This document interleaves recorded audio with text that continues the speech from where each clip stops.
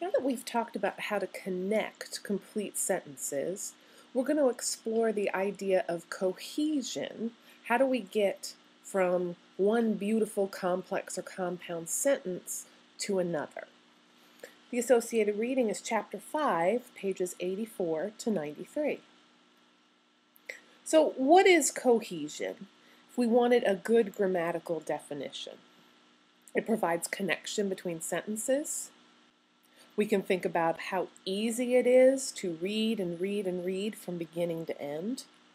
Especially with our 4th through 8th graders, we're aiming for cohesive paragraphs. And as our book says, cohesion includes those things that distinguish between writing that's just okay and writing that really stands out, genuinely effective prose. When you took Freshman Composition 1 and 2, your professors talked to you about audience. Who is your intended reader? Readers expect things to go in a particular chronology. We get confused when a story starts at the end and works backward from the beginning, movies that have flashbacks without some sort of clear indication of what's going on. Readers also expect that you're going to provide evidence, that you're going to support any statements that you make. You're going to give examples for your claim before you move on to the next point. Consider the examples on page 86. The first example is about horse racing and the famous Triple Crown. Our book's authors say this is not a particularly cohesive paragraph. Do you agree? The second paragraph that they give at the bottom of page 86 is about Abraham Lincoln and Frederick Douglass and the relationship between the two politicians. The authors say this paragraph is cohesive. Do you agree? When I tell you to consider these two examples, I have a very good reason for doing so. Quiz. So, do not take this lightly. Let's look at a passage from The Joy Luck Club by Amy Tan.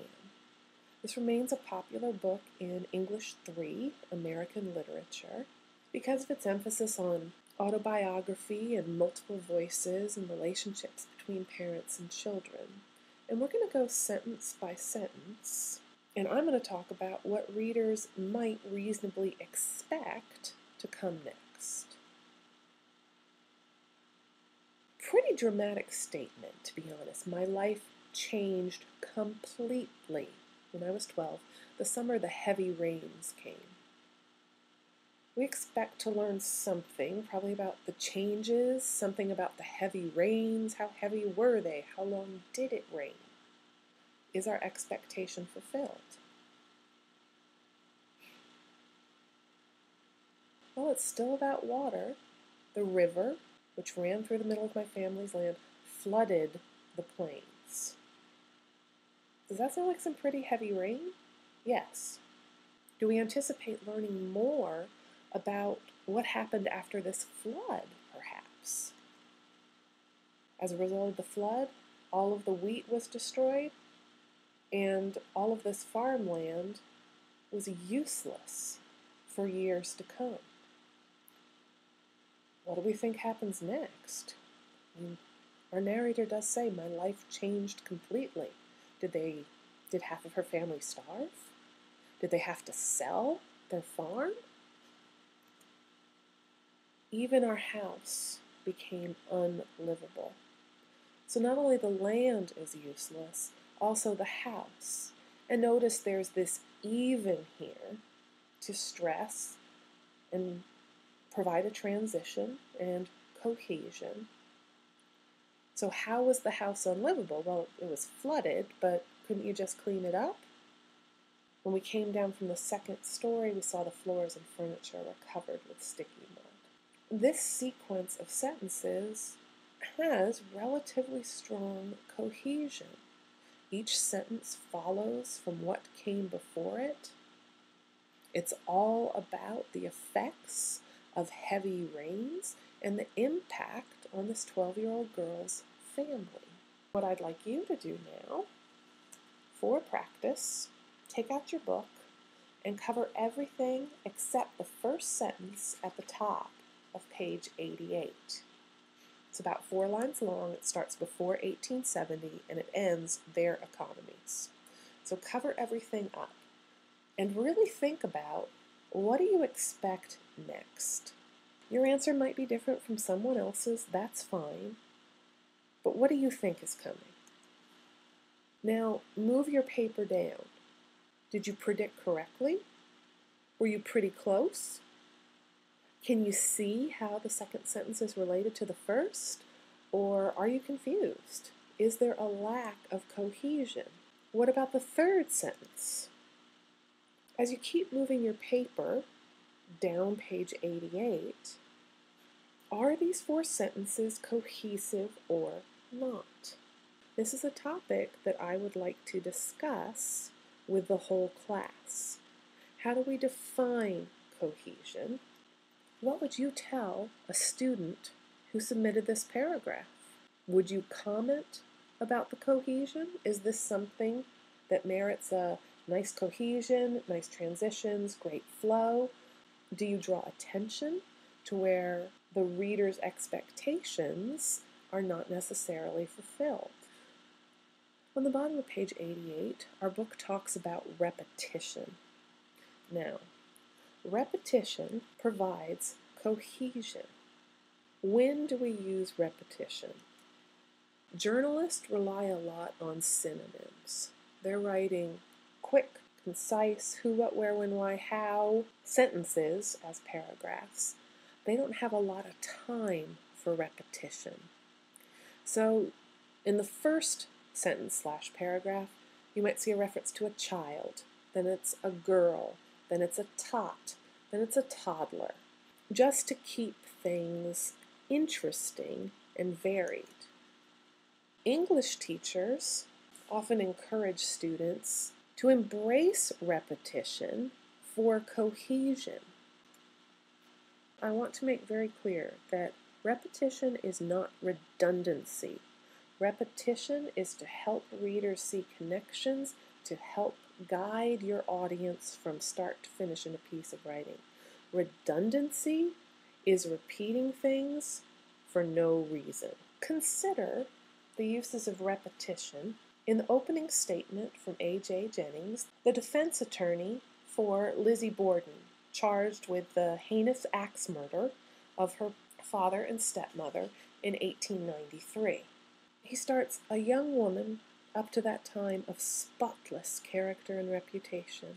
And then we get the series of who had spent her life, who had moved in and out of that old house. She was living there. This crime that shocked the whole civilized world, Mr. Foreman and gentlemen, seemed from the very first to be laid at her door. We shall show you that this young woman, notice how he repeats young woman. Is this a clever strategy on the part of this lawyer? This jury is all men, and he's pointing out she's a young woman. She's a good, honorable, spotless woman. She's not the sort of woman who would hack her father to bits with an axe. She was a member of the church. She was interested in church matters, the repetition of church. Here's the evidence that she led an honorable, spotless life. She's religious. She did charitable work. She helped with good things, good deeds. And yet, for some reason or other, the government in its investigation seemed to fasten the crime upon her. How could they? She's spotless twice. She's a young woman twice. Church is repeated. Good is repeated. Does this repetition start to create a picture of the defendant, Lizzie Borden? Attorneys know how to make very good use of repetition. If you examine famous legal arguments, you'll find that they have almost the cadence of a sermon. Ladies and gentlemen, he was not there when the car arrived at the convenience store. He was not there when an unknown person walked through the door with a shotgun. He was not there when the clerk tragically lost her life. He was not there. To reinforce in the minds of the jury, he was not there. Now I'm going to review something that your book discusses on page 90. Our authors call it the KnownNew Contract. It's actually pretty straightforward. First, you have a sentence. The first part of your subject is known information, something that your readers are already familiar with. In the second part of your sentence, your predicate, you present something new. Now, your new information becomes the known for the next. So we just keep shifting gradually.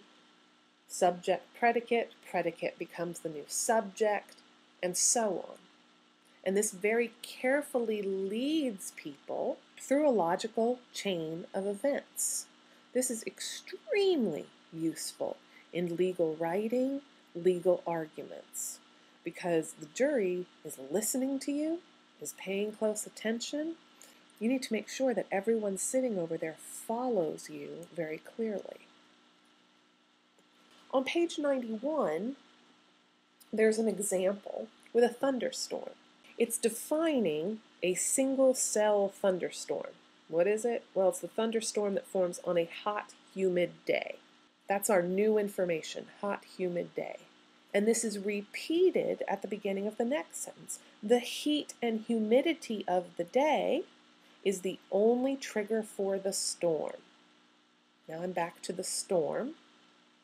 Opens my new sentence. This type of storm forms. How else might this contract look? Here's a sentence. My known information, there's students in the class.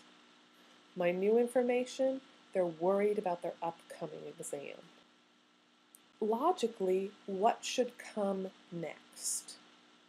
How can I use what is in my predicate as the subject of my next sentence?